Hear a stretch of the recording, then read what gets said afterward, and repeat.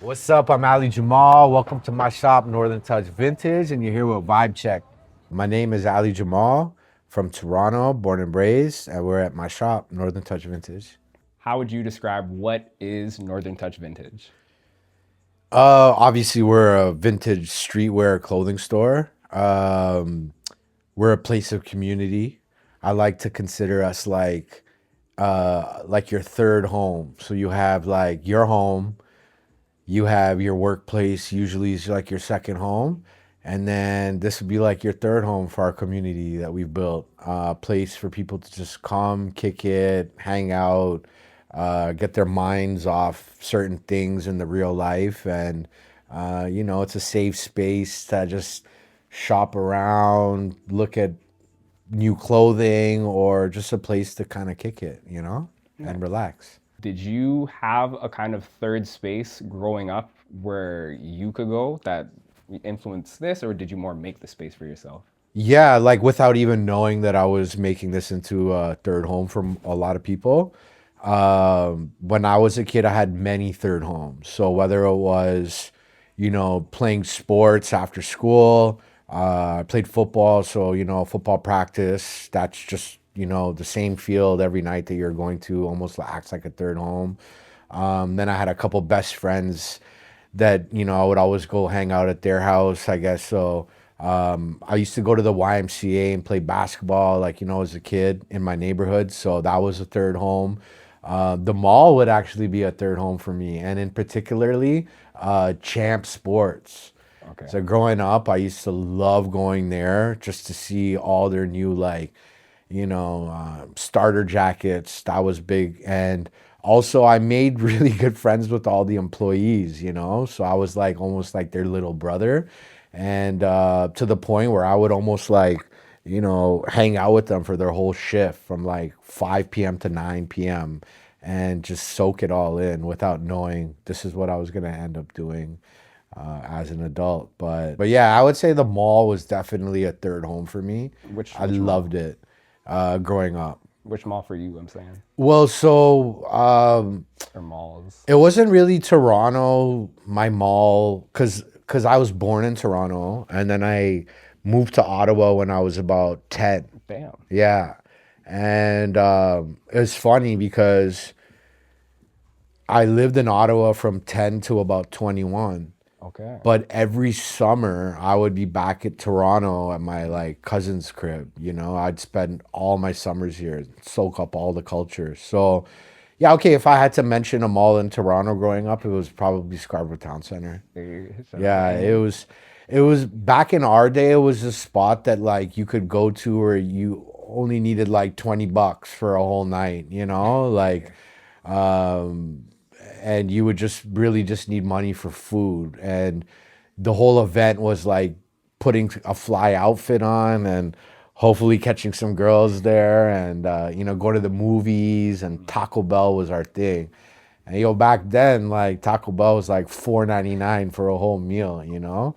And so that's all we needed to make sure we had in our pocket at that time. A lot more simpler times for sure. yeah, But the definitely. mall for sure gave me my love for women. It gave me my love for fashion, clothes, and just wanting to like look good and put a good outfit on. Yeah, and I would just like frequent all the stores, whether it was like the Foot Lockers or Athletes World, which was a store back in the day, Champs.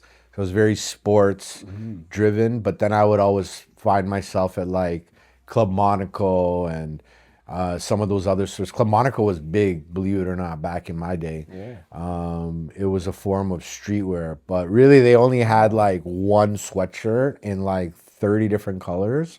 And it was simple, and it just had the big ass Club Monaco logo in the middle, Yeah. and we'd wear Umbro shorts. That was like the vibe back in my day. Yeah. And whoever showed up to school in a pair of Umbro shorts and a Club Monaco sweatshirt definitely knew how to dress. Yeah, it got all the girls. Where I guess does like hip hop culture kind of come into the mix? Was it also in these spaces, or was that kind of more your soundtrack as you moved around your life? Well, actually, that was like the first love, to be honest with you. So, Just being a kid that was very like influenced by music, heavy and hip hop especially. I soaked it all up. You know, like I would be watching Rap City on Much Music every single day after school. Um, when I'd come to Toronto for the summers, you know, my cousins would take me on Yonge Street, and you know, all the Chinese stores had all the mixtapes. You know what I mean? So it's where I developed like my love for Funkmaster Flex and DJ Clue, and specifically in Toronto, people like Baby Blue Sound Crew. They were a Yeah. big sound crew back in the day, and you would always like they'd put you on to the new hip hop. You know what I mean? And I would look and see what they were wearing, and every rapper back in the day was wearing sports. All right. So like, you know, no matter who you were, you had like a Raiders starter jacket or a Lakers starter jacket, or you were wearing back in the day like Chicago Bulls starter baseball jerseys and stuff. And I guess when Crisscross came out, it was the first time where I was able to see like people my age wearing like cool ass shit, you know? And then it kind of got off the sports stuff a little bit, and it moved into like a brand called Cross Colors. So like Okay. Yeah. TLC came out, Crisscross came out around the same time. There were people my age. So I was able to like, you know, I wore my clothes backwards in like grade six, and no one even knew who Crisscross was. So people just thought I was crazy. You know what I'm saying? That's in Ottawa This was in specifically. Ottawa too, Damn. right? Like, yeah, I was very much so into all that. But yeah, hip hop gave me everything. The way I talk, the way I dress, the way I carry myself, the music that I still listen to today. That's what Northern Touch Vintage is powered on. I love Hip that. hop. Second, sports. Yeah, but they go hand in hand. Absolutely. You know, they really go hand in hand. Like it's the whole line of like rappers want to be basketball players and basketball players want to be rappers, and you could probably say that in all types of sports, right? Like Sure. hockey, probably they're like I want to be a rock star. Yeah. Rock stars are probably like I want to be a hockey You player. ain't telling a lie. You know what I'm saying? So Absolutely. I think they're synonymous, Yeah. sports and music. But yeah, Here it's like you can kind of chill out, have a yeah, conversation with someone random. Like it's yeah. all good vibes. And we purposely found a boutique house to set up our shop because when you come in, we want you to feel at home. Yeah. So it kind of like, Bars. without even knowing what you're stepping into, is that's the vibe you're stepping into. And then coupled with the experience that we give you, we really want you to feel like you're in a safe space and like you're at your own house kicking it with your homie. Yeah. And this is just like my closet, you know? So yeah. Athletes obviously have to have a bit of bravado in order to do what they got to do. Same with being an entertainer. So, yeah, did that play into how you express yourself, I suppose? No, not really, actually. Like, I think it just like propelled it. But even before everything that I'm talking about right now, I'm talking like when I'm like 6 or 7 years old. Yeah. I'd get my mom to like take me to what we called Woolco back in the day. It was like a Sears or Yeah. a Hudson Bay Company, right? Woolco was like first ones where you could like go into. It's not like about name brands, but it was more about like affordable quality clothing, Yeah. right? And it's pretty much what my parents wanted to afford to buy me at the time too, right? So I would go in there and pick out all my own outfits, and it would be really exciting for me to like go home and put these outfits together on a budget, and then beyond that like go in the bathroom and like grab a whole bunch of gel and like fuck my hair up and shit. I was heavily influenced, man. I have so many stories. Like, you know, the first time I saw MC Hammer like shave a line in his eyebrow, which is crazy ironic. In my 40s and I still shave my eyebrow down, okay, which is nuts, Foundational. right? Yeah.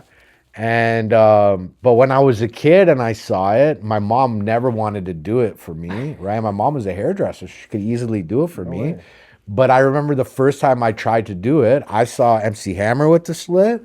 I figured he took like a big razor and put that in there. Okay. So when I did it, it was a big ass hole like on my eyebrow. You know what I'm saying? And my mom got so mad at me for that. I went through so many things. I remember as like a 10-year-old, I saw, you know, guys that had two earrings, like one on each ear. And this is 30 years ago. So if you had Both ears both pierced. ears pierced, it sends the wrong message. You know what I'm saying? Right? Right. But I didn't care. I got both my ears pierced and I owned it. You know what I mean? And so, long story short, I took a lot of chances when I was a kid. Mhm. And I continue to take those same chances as an adult. It's like certain things you wouldn't just go out and do, but I guess within the context of like that creative, like, you're enjoying the experience and it's something, I don't know what it is about it, but I just say creative because it is artistic in a way. Yeah, Like, sure. that Yeah. freedom to do so Yeah, and it's creative. express. It's creative for sure. Yeah. Yeah. It was my first like chance at being creative, and that's where my creativity took me to. Like Hmm.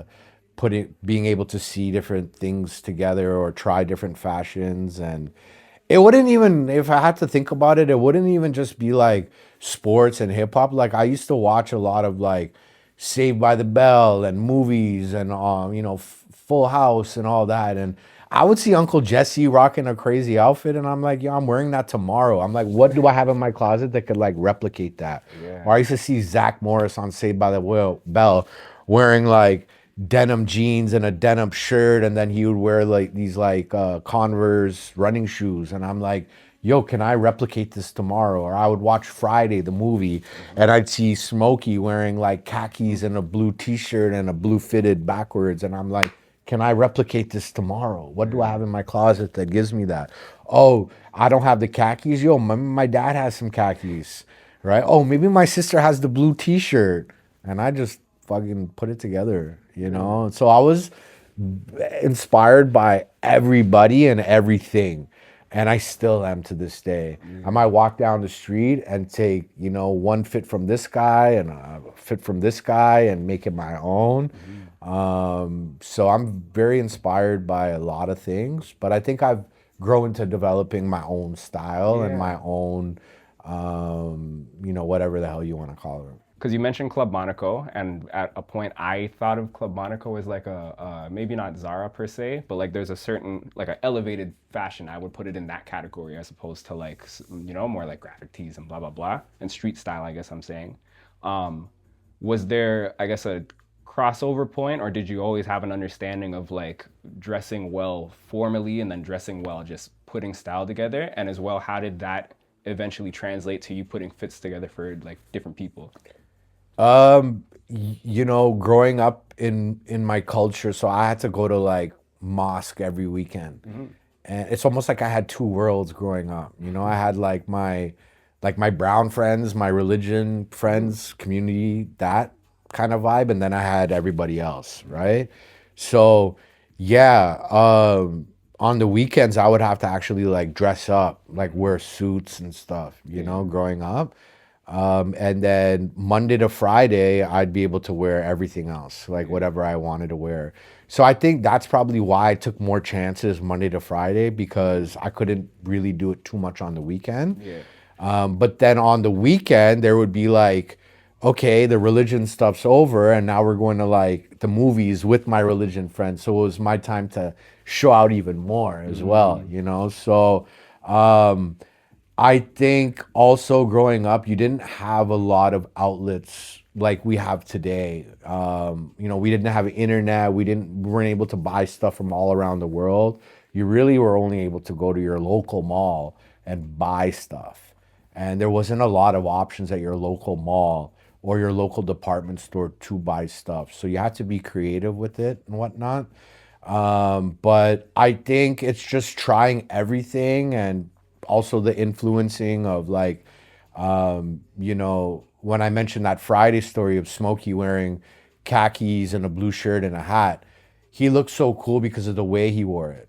So like 10 different people could wear khakis, a blue shirt, and a hat backwards, but they might all look different. Mm-hmm. I think what I picked up was on sizing and proportions. Mm-hmm. And that, it looks so cool on him because the pants are a little bit baggier and the t-shirt that he's wearing is a little bit boxier. Mm-hmm. And the way he's wearing his hat backwards and placing it on his head, like it looks, if you wear a hat backwards, you could wear it like all the way up here. You To the might look a hairline. little nerdy, or you could like shift it down like the way he wore it and you look cooler. And then then Mace came out and Mace started wearing it on his eyebrows. And I'm like, oh, I'm doing that. You know what I'm saying? And then like, not to mention Diddy. I know it's like cancel culture to mention Diddy, but in the 90s, Diddy was really doing it with the clothing Mm-hmm. and used to rock the baseball jerseys with the hat backwards to match it like a New York Yankees jersey with the New York Yankees fitted. But then he came out with wearing like the Nike football gloves with his outfits. And I'm like, Mom, you got to get me these gloves. And there was nowhere to get these gloves in Ottawa. Nowhere. No sports stores sold them. Okay, Jeez. period. And you couldn't go online to buy them. My mom had to take me to Syracuse, which was the closest state next to Canada, over the border, 3 hours to cop those football gloves for me.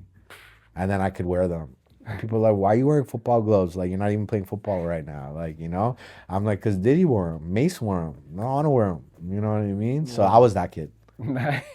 Yeah. I rock with that though. Yeah, I was that kid from a very young age. And I still would I'll still to this day make those checks for a certain piece if I want it for my shop Mm-hmm. or for myself.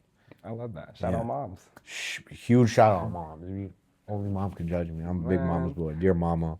um, This new tat is my mom's name too. I So love yeah. that. Yeah, yeah. My Did mom gave it? me everything. I was gonna say, did it take a lot of convincing for like your parents to trust in your creativity, or they kind of just knew that's your vibe? So like, all right, we're gonna let them rock. So like in terms of what? Like, So obviously you took chances through the week with your fashion and stuff. yeah. Let's just say, did they like this is a two-parter actually because it connects to what I'm going to ask. So was this always the plan, like this space here, and as well, um, if it was, did your parents also see in it and believe in you and whatever, or was it more like as long as you're taking care of yourself and they're like, all right, like you know? Yeah, honestly, I went through a lot of phases, like obviously growing up, and yeah, there was probably a couple phases where my parents were like worried, like we don't know how the fuck this child's gonna end up, you know. That coupled with I didn't do really well in school, like I dropped out and I pretty much dropped out in grade 9. You know what I'm saying? And then there was a few years I just didn't work. I was a late bloomer. So my parents definitely supported me, if I needed money and stuff like that. Um, and there was probably a million times where not only my parents, but my friends and my whole family thought, we don't know where he's going to end up. But I think they always knew. I think they always knew that I wasn't a bad kid, but I liked to have fun. I was mischievous. So it's not like I was like ever like having issues with like the police or whatnot. But like every sleepover, the parents would call my parents and be like, yo, your kid did this or he did that. Or the principals would have to call my parents to be like, yo, your kid did this and he did that, right? And all my parents could do when I got home was just kind of laugh and be like, don't do it again. Cause it wasn't that bad. But Right. yet the parents and the principals and the teachers had to call me out on it. But it was almost one of those things where the principals also would laugh and be like, Ali, like, I always had a great relationship with all my friends, families, and whatnot. So, long story short, I think they all knew that I was gonna end up doing something fucking cool Yeah. and that I was gonna figure it out. And when I stepped into this role, no one was, nobody was surprised, And 7 years later, after all that we've done with the brand and the celebs and the deals and the collabs and all that kind of stuff, no one's ever shocked. Everybody's just kind of like, yeah, we knew that this was gonna happen to you. So yeah, I'm sure they were a little worried, but at the same time, I think they knew I'd be good. Yeah. Yeah. I think they all knew that like he's developing a style and he's developing his creativity. And I think they just all knew I had that at least so that, yeah, who knew I would turn out this way? Yeah, who knew? I I didn't love know. that. Is that, I don't even know if I was answering your You question, basically but did, yeah. yeah. Because I like how I can understand as well. It's like if it's your child and you know how your child is, like, all right, you like to have fun and all those kind of things, Yeah. but like I know you truly. And like at the end Yeah. of the day, like, you know what I mean? I know Yeah, what so you're I would about. say like my mom enabled me. My mom like just Enabled the let me boy. grow and be whoever I wanted, color my hair, get earrings, tattoos. Like my first tattoo was at 14, No like way.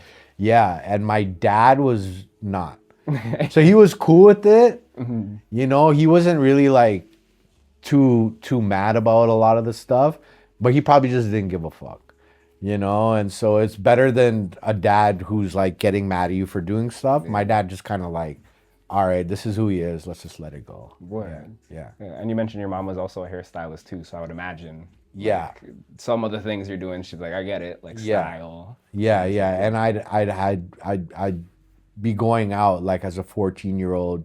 I had a lot of older brother mentors in my life. There were, luckily like DJs in Ottawa and stuff. So Word. they would take me to all their gigs. And as a 14, 15-year-old, my parents were just like, had to be okay with me coming home at like 2, 3 a.m. You're after helping a out with the club with the party. what do you call it, the crates and whatnot? Like Yeah, I what would type of carry the crates into the club, and that would get me into the club. And after jeez. a while, the owners just knew I was underage. It's a different time, Now Yeah. they're very strict, No right? crates to carry. And no crates to carry, also. But I would carry the crates in, and then they would just allow me to stay in the DJ booth all night, Yeah. soaking it up. And I soaked it all up. Absolutely. Yeah, and I would go to these parties like killing the 19 and 20-year-olds in fashion. And they gravitated towards me because they're like, "Who the fuck is this kid, and why is he wearing a better outfit than me?" You know. And I Word. got off on that, Yeah. and it really like uh, helped me develop wanting to step out everywhere I go and something cool, so that I can continue to get those reactions because I was Yeah. like hooked to those reactions. How has your relationship to fashion and like just clothing and style evolved as you've grown? Yeah, so like before it was all about like just having like an outfit that I could present myself amazing with and cool and get that. But now but I didn't care about comfortability. I didn't care about comfortability. Yeah, meaning like if the shoes are too small for me and they went with my outfit, I'll wear them. I'll squeeze my feet in them and they'll fucking kill me all night and I'll probably develop like, the What do you call it, calluses and whatnot? calluses and I'll bleed and shit and Yeah. whatever. But I did it all for the cause, for the outfit. And a million times a night, I'd be wearing, let's just say I tucked my shirt in, then I would have to make sure it was tucked out properly. And then, you go in a different position, it tucks out more. And then I would just be conscious to tuck myself back in. Or if I'm wearing a tie, you want to make sure it's always straight and put up and whatever. And what I developed is like, I was at one point, I'm like, fuck all that. I do not want to live like this no more. I want to just be able to put an outfit on, own it, and walk out and never have to fix it and look at myself in the mirror, make sure it's okay, and none of that. So that's how it's evolved my dressing, where comfortability is first and foremost now. And luckily I found a way to do both. Yeah. Find something first and foremost, comfortability. Second, proportions, size. Like, I like things in the way it fits me. And third, it's less about what's on the piece. I could give a fuck. Yeah, I don't care about brands and all that, although I do love Nike. And I still do love certain brands, like, Yeah. you know what I mean? Like high-end brands or whatnot. But my clothes could be simple and blanks, and as long as the proportions fit right and the comfortability is right. Technically, top to bottom right now, I'm just wearing Nike. Yeah. literally, Yeah. top to bottom. That's a little Yeah, northern touch with a on little it, you northern know? touch spin on it. You know Yeah. what I mean? But yeah, comfortability is everything to me. As it's northern touch vintage. That's a very like almost Canadian experience, and how certain people were not like their family was or their parents were the first generation that like touched down here, and it's like yeah, you're not going to be at Yorkville or whatever, you know. So it's like you got to make it work at Winners or at Zellers or at Correct. certain places, but to get the understanding of what looks good through that, like that's it's in the name, like northern Yeah. touch vintage. I like that. Yeah, yeah, absolutely. Owned like Yeah, I at wanted to home. rep Canada.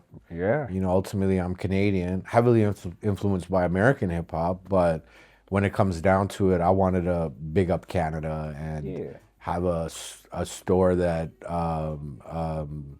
what am I trying to say? A store that like amplifies that Yeah. or And reps that. yeah, because you also mentioned like Baby Blue Sound Crew, so I'm sure you were Yes. ingrained within just hip hop north of the border here as that culture developed too over time. Yeah, I was ingrained by like Canadians just representing hip hop. So whether it was like Baby Blue Sound Crew or Maestro Fresh West or, you know, starting from scratch, who's still one of my favorite DJs to this day, or Cardinal Official, like, you know, they all love American hip hop. You know what I mean? That's why they got into Canadian hip hop. You Yeah. know, like we didn't have a lot of pioneers besides like the names that I mentioned, Mishi Me, you know, we had a lot, but not a lot at the same time.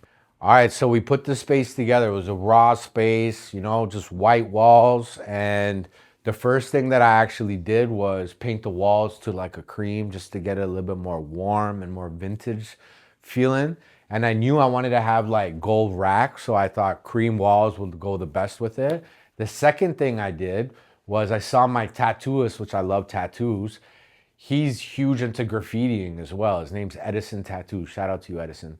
And on Instagram, I kept seeing him on his like off days doing graffiti, and it was amazing. So I thought, yo, let me incorporate some graffiti in my shop, you know? So it just started with me asking him to put this saying on, which means everything. In speaking on that path, what was it like when you got to cross paths or be in the same rooms with these same people you're now mentioning? Because they're basically like the pioneers, as you're saying, of like Canadian hip hop at the Yeah, time. like, so I don't know if you know the story, but, you know, I started Northern Touch Vintage because there was a rap song that came out in the 90s by literally at that time the the best hip hop Canadian artists, the only ones to be honest with them. They all collabed on one track. So it was Cardinal, it was Checkmate, it was Thrust, and it was the Rascals. Yeah. And starting from scratch was in that video, I do remember, and Baby Blue Sound Crew as well. So it was like I was like a kid being like, Mind blown. "Are you kidding me? This is crazy." And I listened to that song a million times over back in that time, you know? So when it was time to make my brand, I was like, yo, this is like a perfect fit for me, you know? And the cool story is they found out that we named their brand after the song. And for the 25th anniversary of that song, they did their anniversary party at my shop. Insane. Yeah, and they all came out, you know, Cardinal, Choclair. Yeah. Sorry, I forgot to mention his Yeah, name. I was trying to think of The names. whole crew came out, okay? And beyond that, remember I was telling you that like I used to rush home to watch Rap City. Well, the host of Rap City at that time was a gentleman named Master T, who's an absolute pioneer for hip hop music, for music period in Canada, even reggae music. And he was the host of that event at my shop. So it was, you know, I got to share that story with everybody. Yeah. In fact, I was terrible at public speaking. I was not something I was confident in doing, and I had to get up and share this story with that whole crowd. But it was a full circle moment. Yeah. To this day, it was the best moment that I've had in the 7 years, and there's been a lot of great moments, but that's the one that full circle stands out. Yeah. I named my brand after them. They all came and paid homage. It was a big homage thing. Yeah. Master T, who I watched growing up, who Yeah. gave me my love for a lot of the stuff. I was able to have conversations with. He hosted the event at my shop, and then the event was sponsored by Play the Record, And when I mentioned before that my cousins used to take me as a kid to all the stores to have the mixtapes, that was a store that we used to frequent. So to have it all at my shop, um, decades later, was that was my aha moment. Like, yo, I'm here. We're doing something really like cool. It's making me feel like super warm and fuzzy, and I never want this feeling to go away. And yeah, it's crazy. Yeah, yeah, I yeah, can I can feel it off of you. Like I yeah, yeah, resonate with the feeling. yeah. I'm like, it's go time. Huh. Yeah, And then as well, yeah, I love that for your childhood. yeah. Like, Thanks, man. Yeah, it was definitely my childhood self was geeking out. Yeah, and but I feel like I've all never in really your grown up, shop. even being in my 40s. I'm geeking out right now as telling you the story. I think it like as you get older, you appreciate a little bit more. So even at that time when you're going through it, you can't really appreciate what you're going through because it's right in the moment. And you change so much over years. So this was a couple years ago now, and just yeah, telling the story it just reminds me how much I've grown in the last couple Yeah. years, and yeah, definitely a cool moment. Yeah. So then when we started with that, the green, then I just kind of saw, this back wall and some certain other spots in the store that could be green. I thought it would be like a cool hit, having green there, green here, green in the back. And then when you look this way, same thing, green up there, green there. We put the CN Tower here to get Toronto in. A little TTC logo. I'm sure no one ever notices that. What else? This is only mom can judge me. It's my favorite saying. I have it tatted on me right there. And then I love Biggie. So having this saying, which is, probably the best saying ever.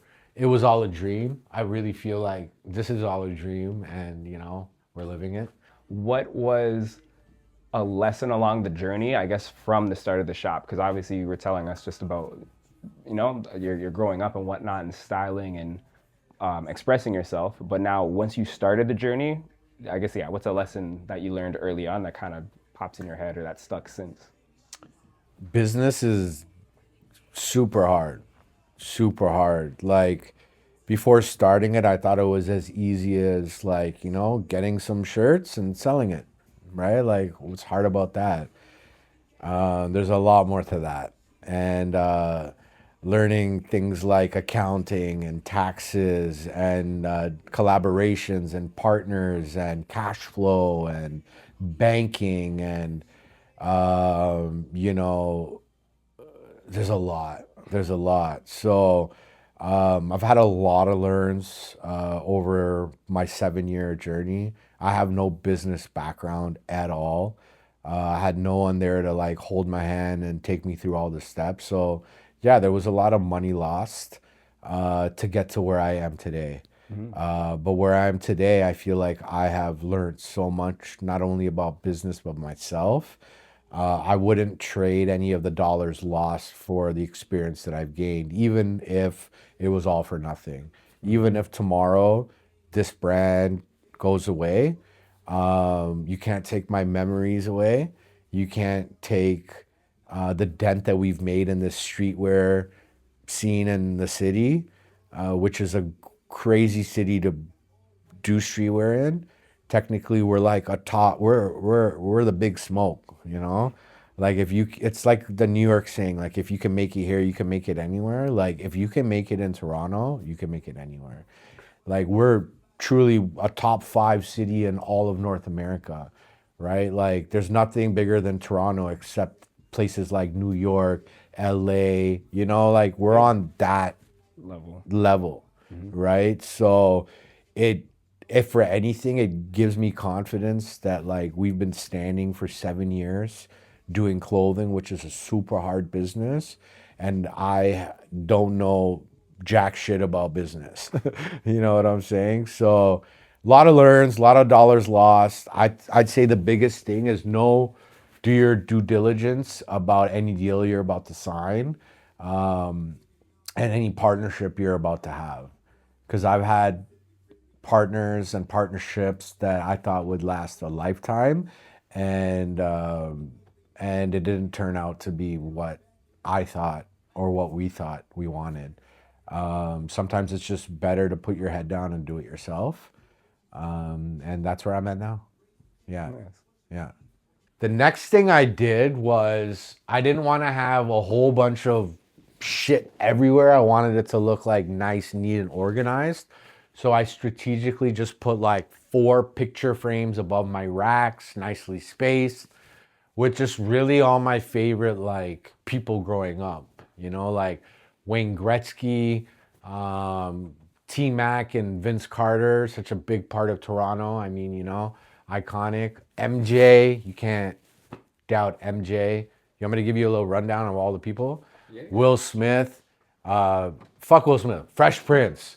I don't look at that and think Will Smith because then you think of like Pursuit of Happiness and all the Concussion and all the movies that he's done, which I've seen them all.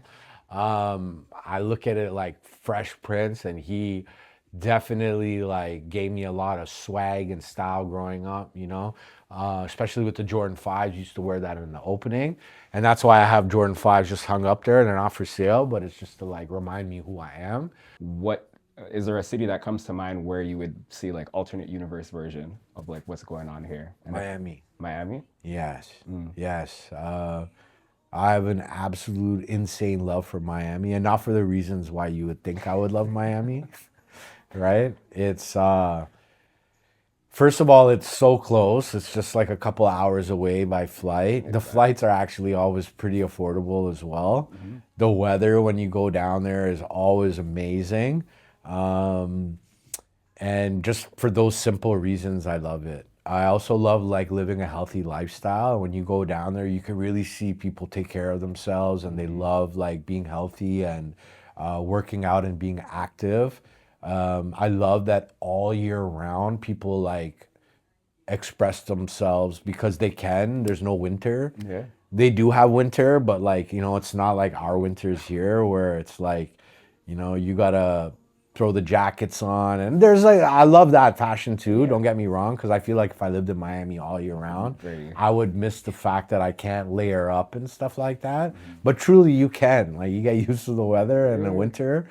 You actually see people wearing like fur coats and stuff. I don't think I would be that guy. But I could see this store living in Miami based on my vibe and stuff. There's an area there called Wynwood, Yeah. which is very similar to Kensington, but it's not. It's a higher end Kensington, if you ask me. I love tattoo culture and graffiti, and it's filled with that.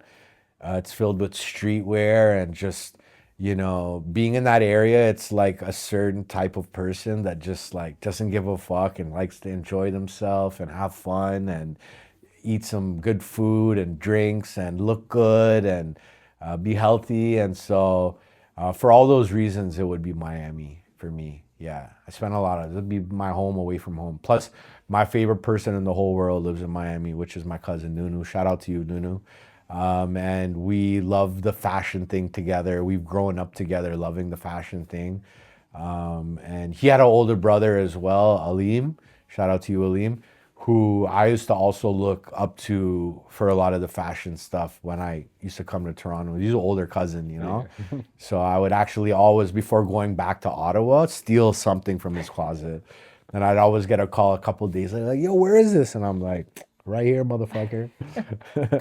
Right? So, yeah, shout out to them. Yeah, I love Yeah. that. But my cousin lives out in Miami, so Yeah. I would love to go there for that reason. Absolutely. Yeah. Got family. Well, both of us have family down there, so shout out You Florida. know, as it's a whole. vibe down there. Man, what? They have a lot of culture down there too. Yeah. And I don't know what they put in the water, but everybody likes to enjoy themselves and have fun, and they're not too serious. And it's a very diverse community down there too, like Toronto. Yeah. See a lot of Spanish people, a lot of Mexican people, a lot of black people, white people. Everybody's just having fun together, like Toronto, but better weather. Yeah. Literally. But yes, like love that as a city as well. But as you were saying too, in a fashion sense, to not have the full extent of the seasons to make you get, you know, creative in those opportunities. Yeah, and I say Miami too because it's a big opportunity. I think not only for vintage but streetwear as a whole. I don't think Miami. I think Toronto kills Miami in terms of dressing and street style. Absolutely do. I don't think Miami has developed a style at all. And if I had to pick a style from Miami, it's that it's like athleisure. Yes, that's one. But also on the other aspect of it, it's a lot of like designer because that's what Yeah. they're exposed to. So you see a lot of guys just like top to bottom wearing like designer, which in my opinion is not necessarily fashion as a whole. So on a business tip, I think there's a big opportunity to go down there and show them what's up. Also, when I see people from Toronto going out in the world and expressing their creativity and opening up their shop, whatever it is that they're doing, I'm seeing a lot of success. I'm seeing a lot of their communities like embracing what we're bringing. I don't know if that's like the Drake effect that like people are like, Valid. oh, like Toronto's cool now and whatnot. But I think we have a lot of creativity to expose on the rest of the world. And I think when we go out there and branch ourselves out in the real world, that we're people look at us and our tastes, and I think we have developed our own je ne sais quoi, and people really are gravitating towards that right now. Yeah. Like there's a store in Toronto, it's called In Vintage We Trust, and they packed up their store from Toronto and they moved it to New York City over the last 6 months. And they are quickly like a top three vintage store, getting all the exposure right now. Like blogs like Complex and everybody writing about this shop from Toronto right now. Damn. Yeah. And so that kind of like allows me to like have the confidence to be like, one day I could, my vibe and who I am, I think would fit really well in Miami and Wynwood. Yeah. So Yeah. long term, probably a goal. kinda. Yes. Yeah. Short term. Short term. All Yeah, right. stay heard ya. tuned. Stay tuned. I was gonna say I don't know why Yeah. they have a Montclair down there, but if they had a Northern touch, puh. We call it Southern Touch. They- Right here we have Back to the Future, Marty McFly. I forget the crazy scientist name, but do you know it? Do you know it? No? I forget his name. But anyways, that Doc. Yeah, Doc, right? Yeah, Doc. Growing up, like we used to love movie theater culture. Growing up, that was like, man, something I loved. I don't know if that was a big thing, but we loved it. Back to the Future, especially, that one of my top three favorite movies of all time. Sade, have to put Sade up there. There's no explanation needed for Sade. Mike Tyson, he's done a lot of questionable shit in his career. I don't condone a lot of it, but it was just an era that, like, I hold close to me. Like, we loved the Mike Tyson era. It was fun, exciting. It's less about Mike Tyson, more about the era. I do like his, like, I don't give a fuck mentality and stuff like that, but sometimes he'd be, like, doing some crazy shit. what kind of inspiration can you share with someone who could use that on their path to wherever they may end up? So, like, I could give you this big, long speech, and I'm sure that's what most people would do, but I'll keep it simple and just 2 words, like, do it. I was gonna say just do it, but it's so Nike,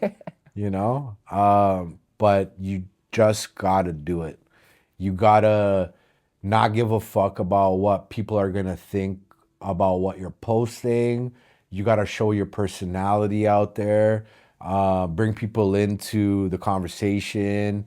You don't have to share too much, but yeah, just to keep it simple, you just gotta do it. You just gotta start it. Tomorrow never comes. Like start today. I'm not saying to like quit your job and just like dive in, but like if you're wanting to be a chef, then yeah, like go to the grocery store and get some ingredients and groceries and come home and start cooking it. And once you figure out what that meal is that you want to sell, then start marketing it. And when you market it, start putting it out there. And then you'll be surprised at people wanting to come in and buy your meal. And when you sell that meal for the first time, you're going to be hooked to going to the grocery store every day to seeing what groceries are on sale, what you could make money off of, how you can be creative in making that meal and putting out more content where more customers are going to come in and buy your meals. And that's how it starts. Does that make sense? Absolutely. Yeah. No, Yeah. thank you. I appreciate it. Tupac is crazy because, you know, Tupac growing up, I wasn't a huge Tupac fan. I was actually like super East Coast and Biggie. But you know, as I got older and I understood what like Pac stood for and the poetry that he wrote and how he stood for women, I grew into really loving Tupac. And that whole era of East Coast versus West Coast, like that was an super exciting era for me growing up. You know what I mean? So, yeah, as a kid, I definitely didn't like Pac. I loved Biggie, but I've grown into just loving hip hop as a whole, and that era I felt really built a strong foundation for hip hop. I mean, to this day, there's nobody bigger than Biggie and Tupac. I don't care what anybody says. Maybe Drake. All right, vibe check. I had a great time hosting you guys, but I got to get back to work. I got customers waiting for me. Thank you all. Hope this episode is everything you want it to be. But y'all got to get the fuck out of here.